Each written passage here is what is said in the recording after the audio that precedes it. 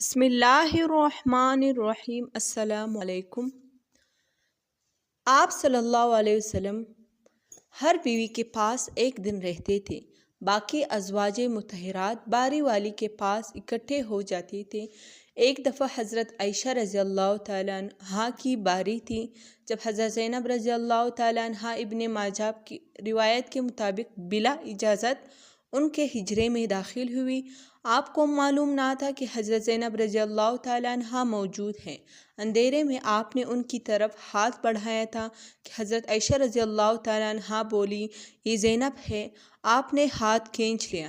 اس پر ان دونوں میں تکرار ہونے لگی اور ان کی آوازیں بلند ہو گئی۔ ادھر نماز کھڑی ہونے لگی تو حضرت ابوبکر صدیق رضی اللہ تعالیٰ عنہ نے آپ صلی اللہ علیہ وسلم کو بلا لیا۔ حضرت عائشہ رضی اللہ تعالیٰ عنہا بولی، ابھی نماز ادا کرنے کے بعد میرے والد مجھے خوب ڈانٹیں گے۔ ایسا ہی ہوا کہ حضرت ابوبکر رضی اللہ تعالیٰ عنہ نے انہیں سختی سے ڈانٹا کہ تو حضرت آپ صلی اللہ علیہ وسلم کے سامنے اس طرح بولتے ہیں۔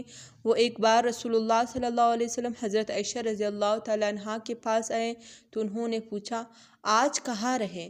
فرمایا، اے حمیرہ، میں سلمہ کے پاس تھا کہ سلمہ سے آپ حضرت عائشہ رضی اللہ تعالیٰ عنہا نے فرمایا کہ سلمہ سے آپ کا جی نہیں بھرتا، مجھے بتائے اگر آپ ایک وادی کے دو کناروں پر اترے، ایک گھاس کھائی گئی ہو اور دوسرے کنارے پر کوئی گھاس کھانے والا نہ آیا ہو، آپ جانور کہاں چرائیں گے؟ فرمایا، وہ جس کا سبزہ نہ کھایا گیا ہوں میں اس پر جانوروں کو چراؤں گا۔ تو آپ کی دوسری تو اسی طرح حضرت عائشہ رضی اللہ تعالیٰ عنہا نے فرمایا، میں آپ کی دوسری عورتوں کی طرح نہیں، میرے علاوہ ہر عورت دوسرے مرد کے پاس رہی ہے۔ حضور صلی اللہ علیہ وسلم مسکرا دیے۔ شاروم مقوقس نے رسول اللہ صلی اللہ علیہ وسلم کو ایک کبتی باندھی ہدیہ کی۔ حضرت عائشہ رضی اللہ تعالیٰ عنہا کہتی ہیں کہ وہ حاملہ ہوئی تو مجھے پریشانی لگ گئی۔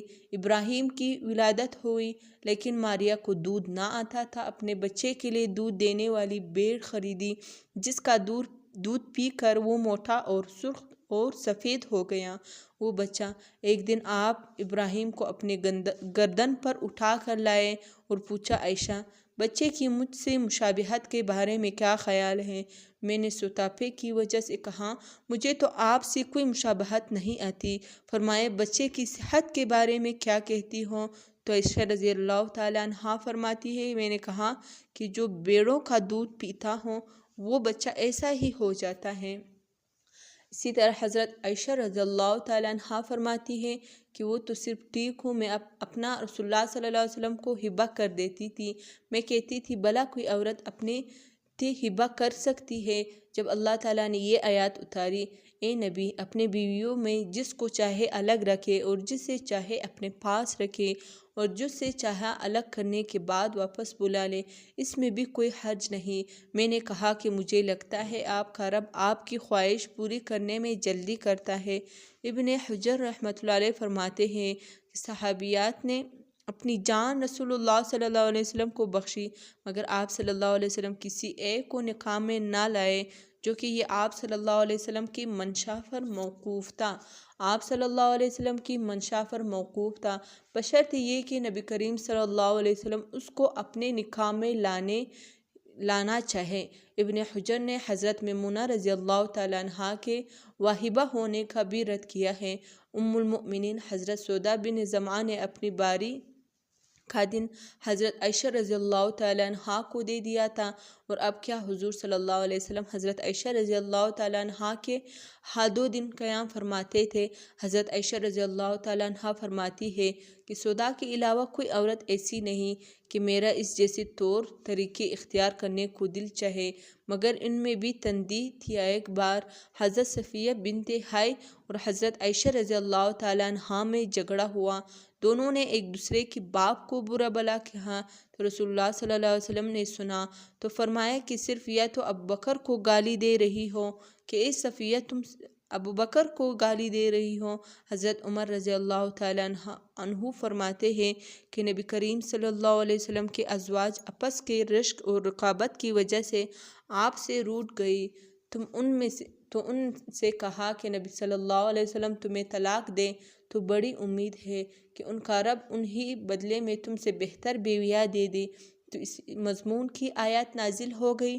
ایک سفر میں نبی صلی اللہ علیہ وسلم کے ساتھ جانے کے لیے حضرت عائشہ رضی اللہ حضرت حفصہ رضی اللہ تعالیٰ عنہا کے نام قرا کلاس رات کے سفر میں گفتگو کے لیے کھرا کرنے لگی، اور رات کے سفر میں گفتگو کے لیے آپ صلی اللہ علیہ وسلم حضرت عائشہ رضی اللہ تعالیٰ عنہا کو اپنے پاس رکھتے تھے۔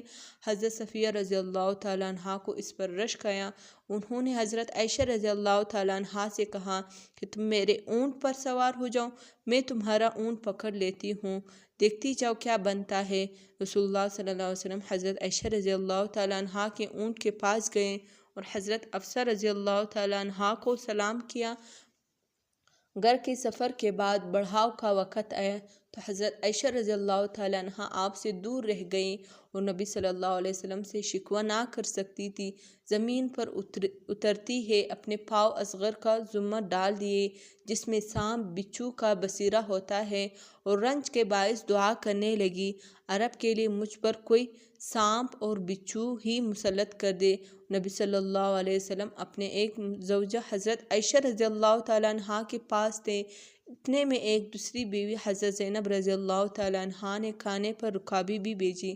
حضرت عائشہ رضی اللہ تعالیٰ عنہا نے جس کے ہاں نبی کریم صلی اللہ علیہ وسلم تھے لانے والے خادم کے ہاتھ پر ایک ضرب لگائی تو رکابی گر کر ٹوٹ گئی۔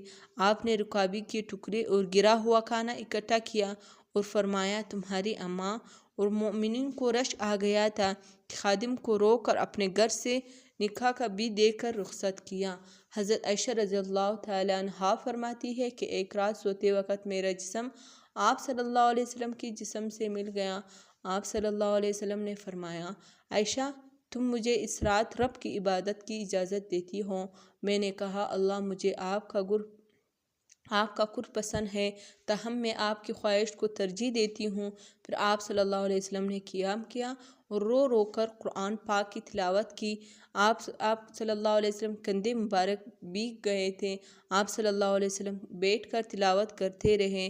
آپ صلی اللہ علیہ وسلم کے پہلو آنسوں سے تر ہو گئے، پھر لیٹ کر تلاوت کی اور روتے رہے اور زمین پر ہو گئی، اور آپ صلی اللہ علیہ وسلم کے پاس جو کہ حضرت بلال رضی اللہ تعالیٰ عنہ آئے تو انہوں نے کہا یا رسول اللہ صلی اللہ علیہ وسلم میرے والدین آپ پر قربان ہوں، یعنی آپ کے آئندہ اور گزشتہ تمام گناہ معاف نہیں کر دیے گئے۔ فرمایا بلال میں شکر گزار بندہ نہ بنوں، اللہ تعالیٰ نے مجھ پر اثرات بھی آیات نازل فرمائی، یعنی کہ پیدائش میں دن رات کی گردش میں اہل کے لیے نشانیاں ہیں جو اللہ کا ذکر کھڑے بیٹھے اور لیٹے ہر حال میں بلاتے ہیں کرتے ہیں، زمین اور آسمان کی پیدائش پر غور اور فکر کرتے ہیں اور کہتے ہیں کہ ہمارے پروردگار تو نے یہ سب کچھ باطل پیدا نہیں کیا، تو پاک ہے، ہمیں آپ کی عذاب سے نجات عطا فرما۔ اللہ پاک ہمیں دین کی سمجھ نصیب فرمائے اور ہمارا خاتمہ ایمان پر فرمائے، آمین ثم آمین۔ ناظرین حضرات کمنٹ باکس میں ایک بار رسول اللہ صلی اللہ علیہ وسلم ضرور ٹائپ کریں۔ جزاکم اللہ خیرا، احسن جزاء فی الدارین۔